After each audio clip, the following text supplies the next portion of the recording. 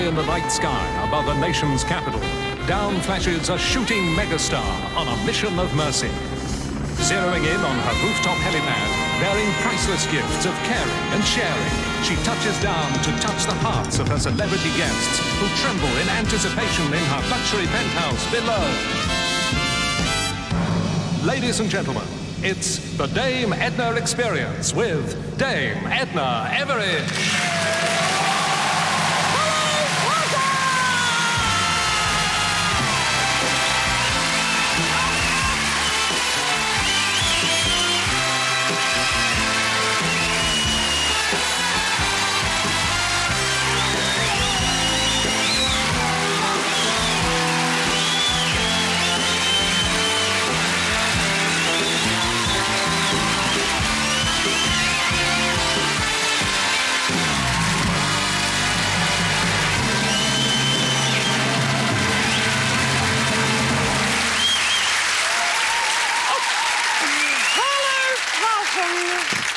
Well, I've done it again, haven't I? I've certainly touched the nation's funny bone in a big way.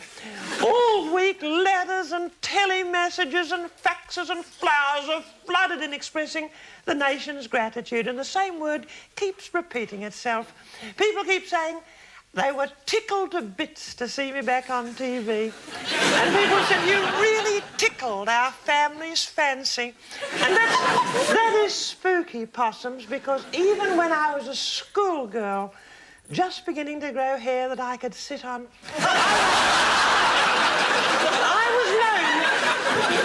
I was known as Tickle Beasley. That's what I was called. I was the best tickler in the school. Even senior girls implored me. They said, tickle me, Edna, because I could reach little nooks and crannies that no one else could put their finger on. I call it the E spot. It is the Edna spot. It's that little sensitive zone that responds to me and to me alone. But amongst the avalanche of letters that came to me was one from a little old couple who watched TV all the time. They said to me that they love TV comedy, but they said the problem is that the husband laughs at Norman Wisdom and the wife at Charlie Drake. They were insane, as a matter of fact.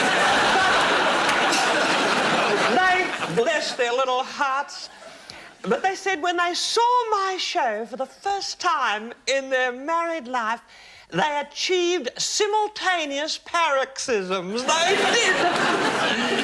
So that's very thrilling and wonderfully gratifying for me. But there's only one person on this planet who doesn't seem to have an E-spot, and that is Madge Allsop, my old friend and bridesmaid.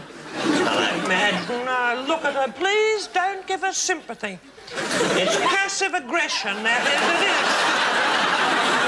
it is. That woman is hostile. It's dumb insolence. I made a simple request, Madge. I made it this morning. I said, sweep the crumbs from your side of the bed. You know what she said to me?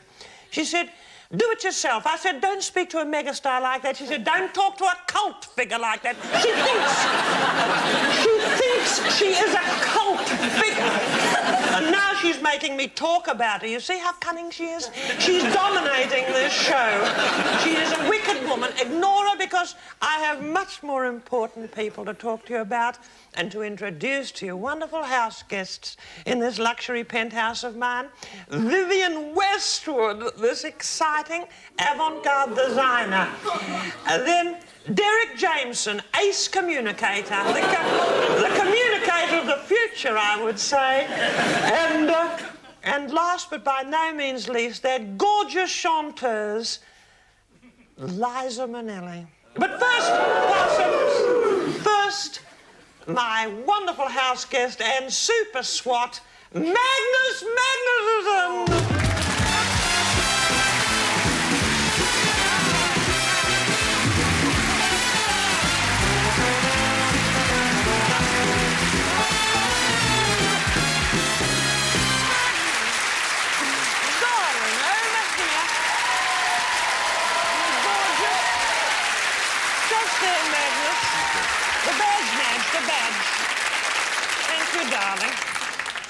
Darling, there we are, Maggie. No, I have to say to you, you shouldn't have touched that wall hanging as you came down. I'm sorry. But I'm it's sorry. very... No, don't worry. It's very valuable, that's all. And I'm insured against fire and flood and all kinds of disasters, but not Vikings, I'm afraid. Oh, Magnus Magnusson. It's an old Icelandic name, isn't it? That is so, yes. It's an old Scandinavian name. I'm very interested in this part of the world. The diet, of course, is... as kiddies, we used to think you all lived on blubber. I had a vision of blubber sandwiches and that type of thing. I'm sure that's not so. Not entirely. What kind of little culinary specialities do they have there? Well, we have to assume that there's a normal range of actual food you can eat. But we have a lot of specialities based on the time when Iceland was economically very depressed, and you had to eat every part of an animal because you couldn't afford to waste anything. Every single part. So, one of our great delicacies is sheep's heads, which are served, they're sawn in half, they're served on the plate with the little eye winking at you, and you eat that. That's very nice. Dried fish is excellent. It's like eating a recently dead tree for half the time, but the taste comes out later. I thought your room smelt a bit funny, Matt. I did bring some dried fish. Excellent stuff. And then, of course, we also have the offal of most animals, sweetbreads and things. But our real speciality, well, buried shark. We bury shark for several weeks to get the ammonia out of it. You know, it still pongs a little bit, but it tastes delicious. Sure. And finally, the pièce de résistance that we give to really special guests. So they are a mixture of ram's scrota and lamb's testicles.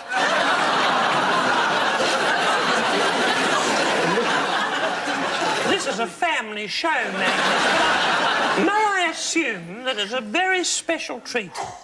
On a special occasion, your mother would serve up something like that, would she? Oh, yes, indeed, she would. And she'd be probably pretty disappointed if you little kiddies didn't eat it when you got home from school. Yes, she would. I mean, I think I'd probably just push it around my plate a bit, I'm afraid. No, they're very good for the hormones. Oh, are they? Yes, they are. So your mother never said, eat up, stop playing with your testicles.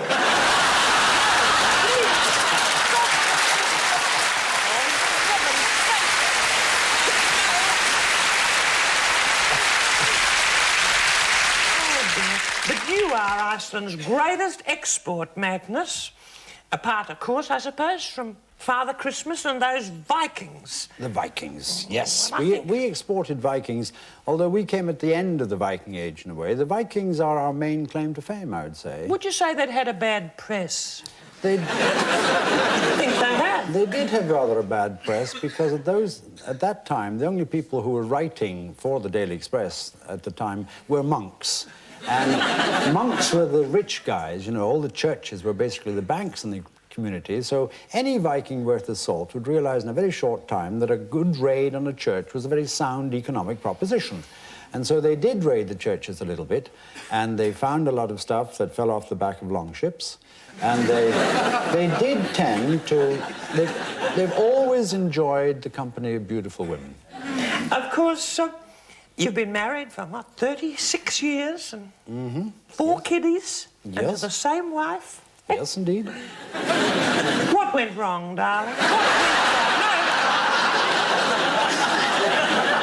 No. Well, that was me being a bit clever. In fact, it's beautiful, and you're a lovely person. I want to turn the tables on you, though, little clever clogs, because I'm very mean to do this. I'm going to take you a little bit off your guard, I'm afraid, but why not? I'm going to ask you some specialist questions on a specialist subject. A la master... Oh, look at him. His little eyes went blank for a minute. Now, the subject of this specialist quiz is going to be me.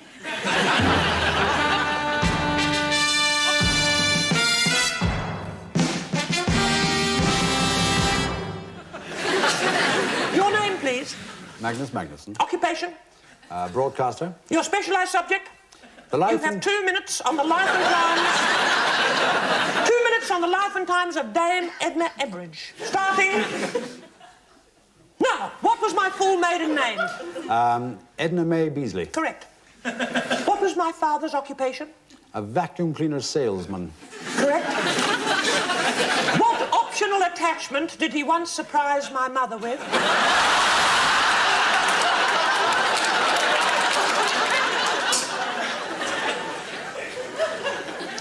A crevice nozzle. Correct. When I was a kiddie, I would sit in a secluded nook amongst the reeds, my skirt pulled well up, doing something. What was it? Catching yabbies. And?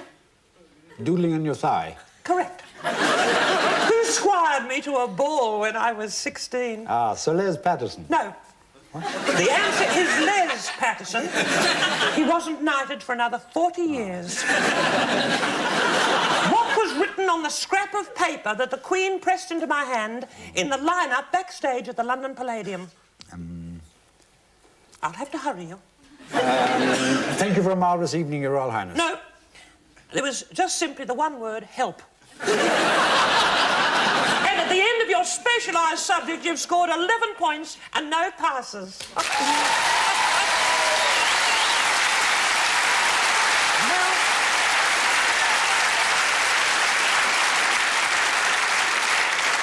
After the break, Derek Jameson and Vivienne Westwood.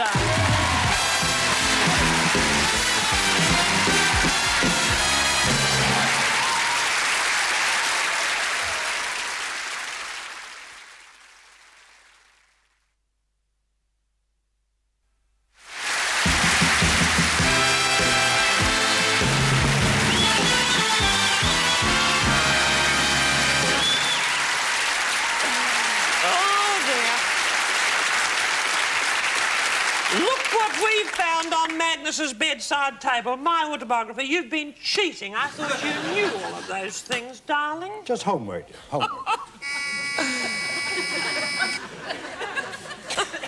Hello, Dame Edna Everage, housewife superstar. Hello, Dame Edna, it's Vivienne. Oh, Vivienne Westwood. Come on up, Possum. All right, OK. Top floor. Top floor, all right. Darling. I had a fax the other day from a very old friend of mine, Rupert Murdoch, who's a sort of newsagent in a way, or a glorified one. And Rupert said that he had a little employee on Sky Channel who was absolutely hopeless. He said, would I teach him a few lessons, give him a bit of grooming, polish up the rough edges, because he was a bit of a rough diamond born on the wrong side of the tracks, with a heart of gold and potential. So I have done just that thing.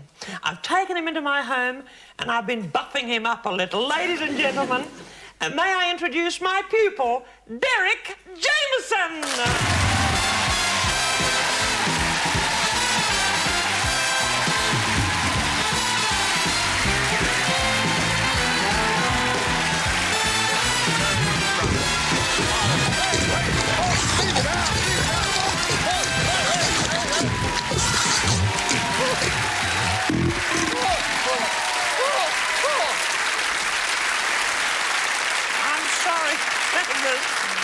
I had to teach him a lesson, I'm afraid. I told him that was lesson number 1, not to maul the macrame. Now, I warned you, fiddling around.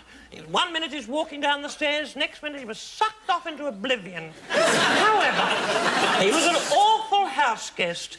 You know, the type of man who always leaves the seat up. I'm sorry. I doubt if that surprises any of my viewers. Well, the indicator on my elevator tells me that my next guest will be here in a few moments. Well, she's been hailed by Women's Wear Daily as one of the top 6 couturiers in the world. Ladies and gentlemen, that spooky but talented couturier, Vivienne Westwood!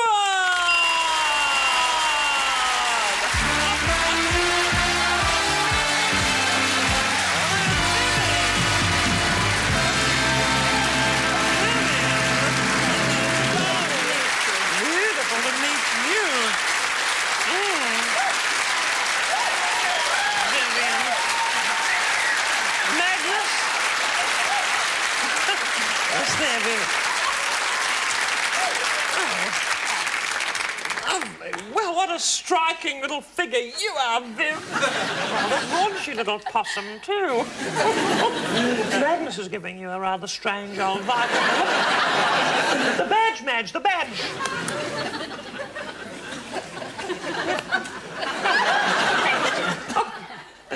Oh, dear, you've reached the pinnacle of success, haven't you? It's been a magical story.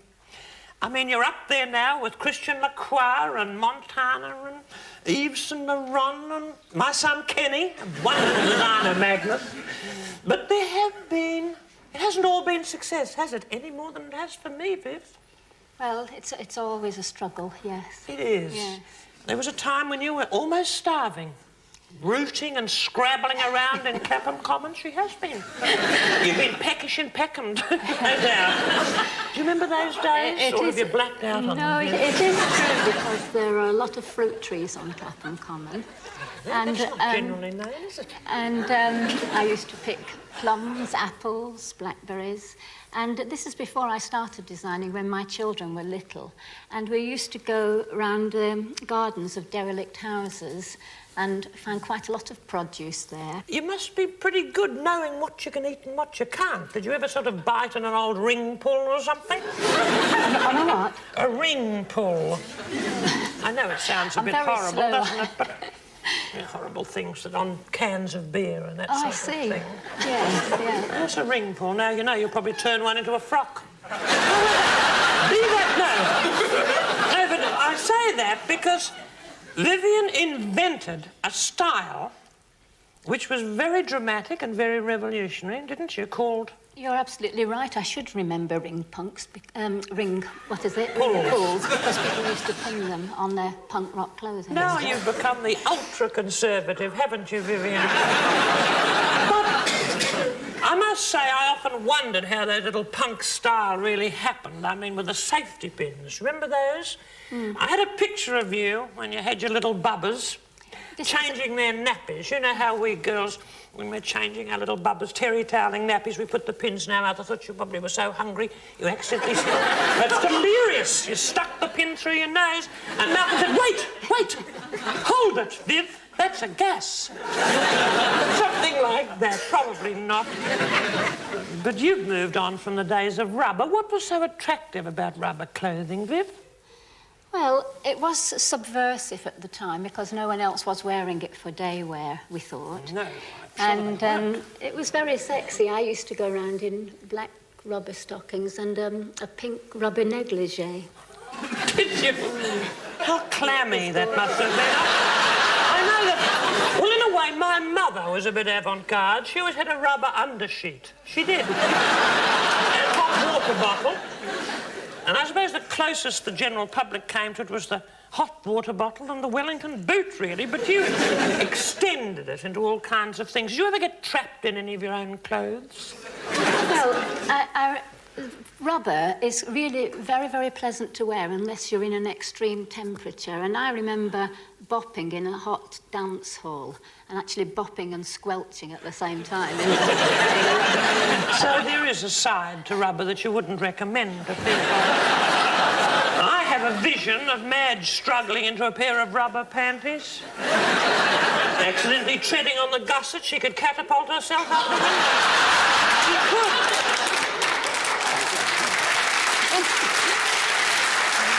However, what are your inspirations now, though? You're not looking to safety pins and rubber. Do you turn to history for your fashion ideas? Yes, I do, yes. Where? Well, I'm looking at classical Greece all the time. Are you? My favourite period these days, I chop and change a bit, is the Weimar Republic. There was a spooky period in the world's history, I'm afraid, a period of cultural efflorescence, I think is the word, Maggie, but soon to be stamped on by the Nazis. And funnily enough, there was a famous film called Cabaret, and I was invited. Christopher Isherwood, who wrote some stories about Berlin, rang me up one day, about 1972, and he said, would I play the lead in his movie Cabaret, based on his stories? And I accepted. It was a big thrill, a big step for me. And then my husband, Norm, had the first of his major urological explosions. And after that, I had to go back to Australia and I couldn't do it. And I said, well, who else have you auditioned? I said, the runner-up, give her the part. An unknown, a comparative unknown. They did. And that comparative unknown, Vivienne Westwood and Magnus Magnusson, is with me in this beautiful apartment. I mean, of course, my glamorous house guest, favourite person, Liza Minnelli!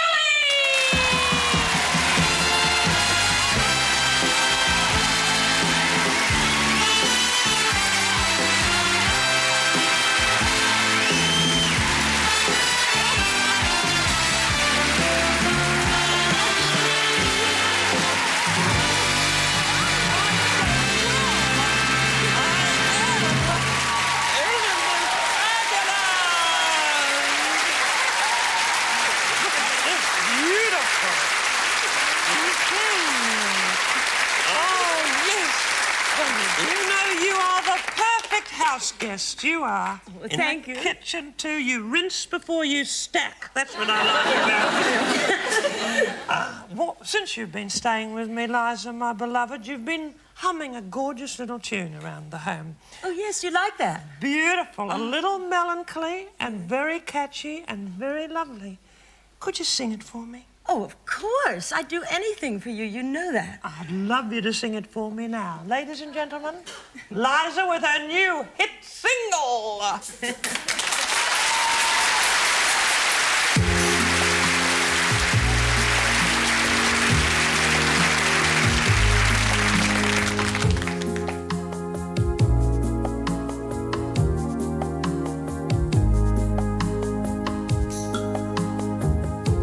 If this is a ghetto, I'm in it with you. If it's just a prison, I'm locked in it too. I tried to leave you, but after all that we had said, I went to pieces when I should have shouted and screamed instead.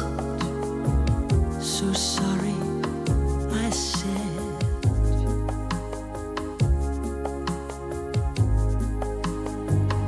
Your powers of persuasion, those quizzical eyes, have tired and tied me with innocent guile.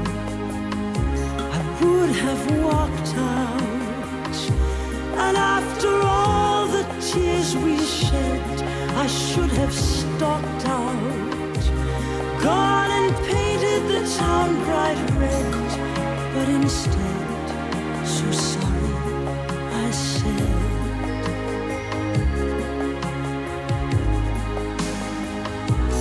How tough it gets. Don't talk to me about it. To pay off your debts, I worked on overtime, and you say you never believed in luck. If you need a reason, consider me mad, an old retainer, loyal and sad.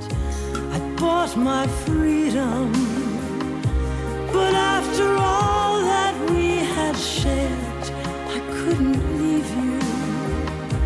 Think of the skins I'd have to shed instead. So sorry, I said. So sorry, I said.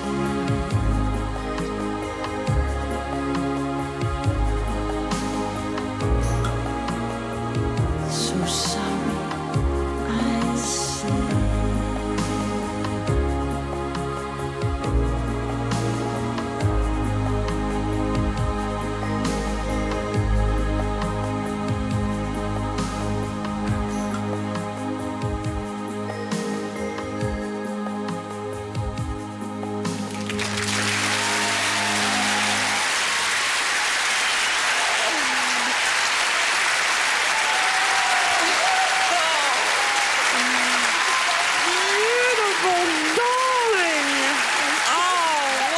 beautiful. There we are. Oh, after the break, I'll be talking to this apologetic little songbird. I'm sorry, but I will.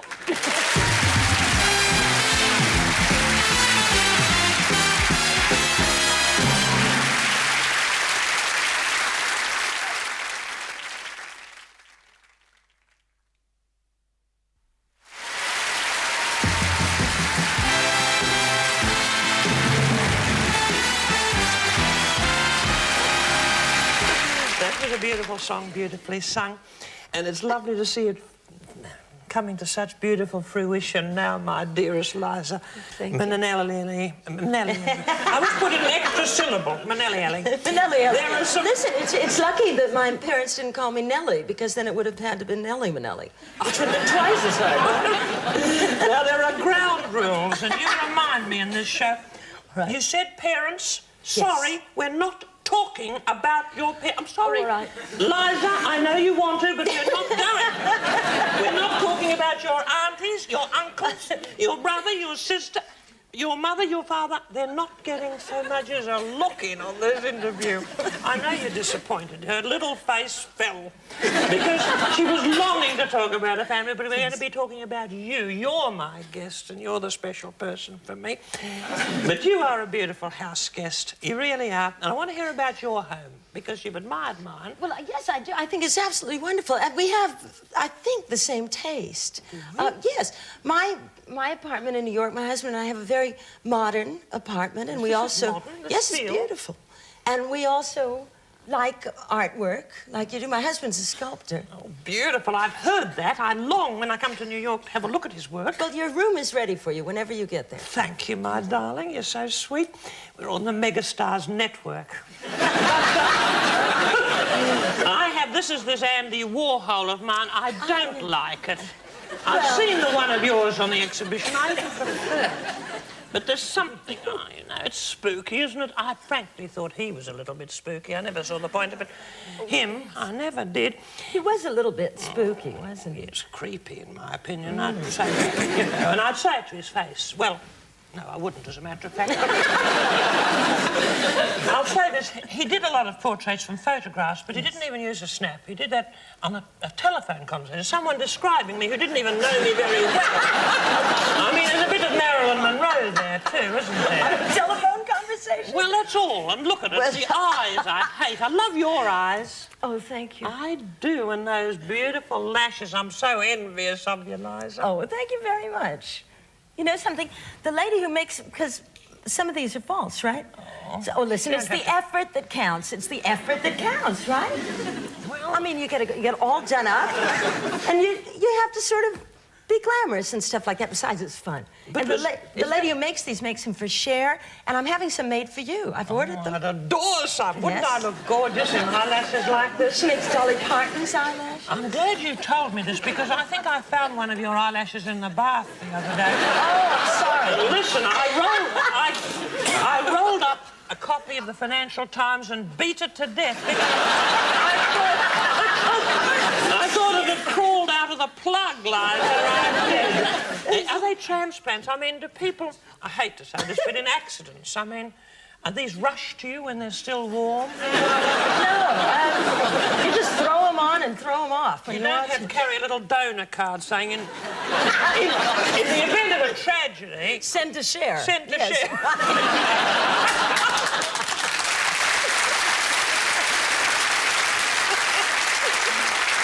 Oh, dear. You love shoes. Now, I love... You've got one little chain around there. Yes. This is something that I bought. These are cowboy boots because I'm an American and I thought I would just come on with a little bit of my country. You have an awful lot of shoes. I saw them upstairs. I do. I love shoes as much as you do, but they're very conventional ones, like these lovely ones that I wear. But they're specially made. I mean, they're beautiful. Yes, they are. They're made. They're gold. They're beautiful. They're not real gold, but they're very, very pretty. They're not real gold. Well, I don't like to... you know, attract attention to my feet. I have large feet. I'm a bit self-conscious about them. Oh. And I was once bitten by a dog on the foot. Oh. Dogs like shoes, you know. Yes, oh, I know. I had actually, my dog didn't bite my shoes. My dog bit my dresser once. I found this terrific dog. You've met my other dog, Lily. Oh, but I found... Lily. Lily's so sweet. She sends her love to you. Oh. At any rate, I had a dog once called Ocho that I found in Puerto Rico. And he was kind of a bum. But I said, you want to go to New York? You want to be in a penthouse? Come with me. So I took this dog with me to New York, and he was... My father said he was the best imitation of a dog he'd ever seen. Because he was really... Keep your father out of this. I'm not talking about your family. I'm sorry. Well, and he was like Clifton Webb reincarnated, this dog. He was so Mr. elegant. Belvedere, yes. Clifton Webb. He's a wonderful, wonderful man. Adored him. At any rate, I had a dresser, and we were in Florida. And this lady weighed about... it must have been 500 pounds. She was an enormous woman. And I said to her, I hadn't met her before, and I said, listen, don't touch the dog, whatever you do. I just don't touch the dog. I've just gotten him, and I'm not sure. And she said, I love dogs, and dogs love me, and I love kids, and kids love me. And I said, fine, but don't touch the dog. And she went right up behind the dog and grabbed its head and shook it, and the dog went... Now, I said, see, you touched the dog. What can I tell you? And I took her to the hospital, and she was all right. Of course. You know, she got snapped at. 7 years later, when Cabaret came out, she sued me. She waited, and I had to get a lawyer for the dog and go to court, and it was just awful. She didn't win a cent. She won! She won? Well, you know what she said? She could do a 7-second change and that the dog had ruined her career. Dame Edna, the woman couldn't get out of a chair in 7 seconds. So you had to work to pay this woman off? I did. Ghastly. I did. What about the dog? I would have given that a smack on the botty. I took him, I had his teeth taken out. I did. I went and picked him up. He looked at me and said, thanks. My bridesmaid. Yes? I was giving her a vitamin tablet one night, and she bit me, nearly bit my finger off, as a matter of fact, and I had all her teeth taken out. I did. After that, well, it was no more oral medicines for Madge, I'm afraid. It was nil by mouth, as far as I was concerned. I caught her once, by the way. I burst into the bathroom, and she was administering a cough lozenge. Really? I said, Madge, by the time that works its way up to your throat, you'll be better. But I'll say this, no, please,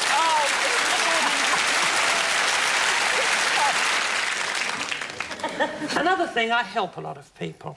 I don't just help them with the wonderful therapy of laughter. I'm not a professional comedian or an actress. But there's something about me. I spread a little bit of happiness. I try to anyway. I'll say. And I try to do people a good turn and not get found out, Liza. And I happen to know that you do too. I happen to know there are marvellous little things you do no one knows about. A little elderly couple that this woman helped. She gave them a world trip, ladies and gentlemen. She gave a little, sad little elderly couple a world trip. How about that? You did. Yes. Frank Sinatra and Sammy Davis Jr. You did.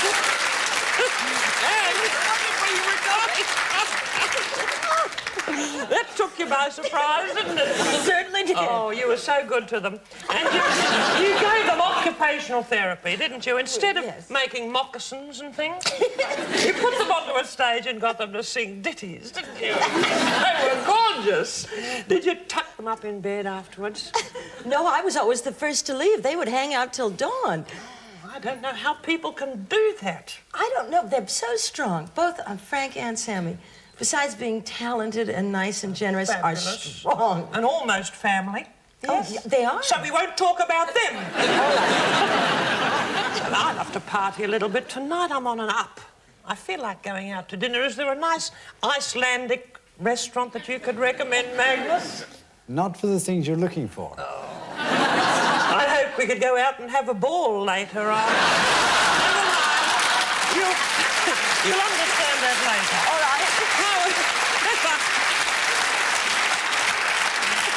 Let's get into our glad rags. Well, I'm in mine. What have you got in that bag? Where's that bag of yours? Did you make me a lovely dress, Vivienne? Dame Edna, I wouldn't dream of making you a dress unless you would agree to cooperate on the design. Of course I would. Yeah, because I just think you have your own personal chic, and I couldn't tamper with that unless you worked with me on it. So I made an outfit for Madge. An outfit for Madge also? Oh, thanks a bunch, Viv. I don't think the fig leaf look would suit me exactly, Liza. Well, where is Madge Allsop anyway? She's not here. Madge!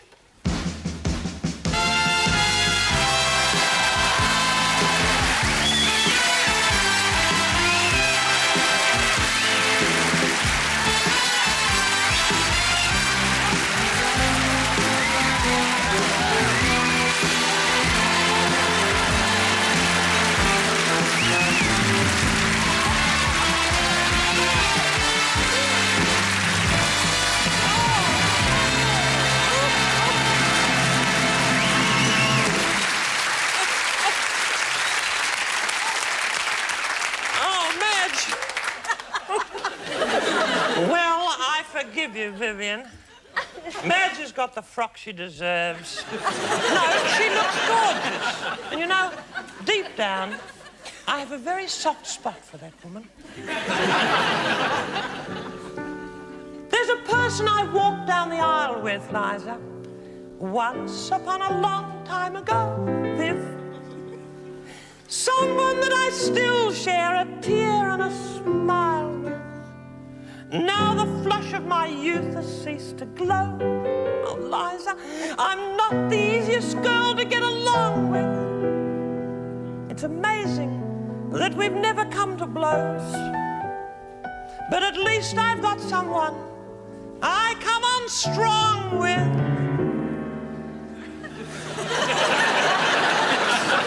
So I'm lucky, I suppose, in the soulmate that I chose. My bridesmaid and I, together we try to share each other's load down life's weary road. My bridesmaid and I met Allsop and we hardly ever agree, and yet together we seem a two-woman team as close as can be. When I had the shingles, she had them as well. When I ran the temperature, she's hot. Since the far-off wedding day, when she caught my bouquet, she catches everything I've got. People say that she's shy. Kenny claims that she's bi. But we do everything together, my bridesmaid and I.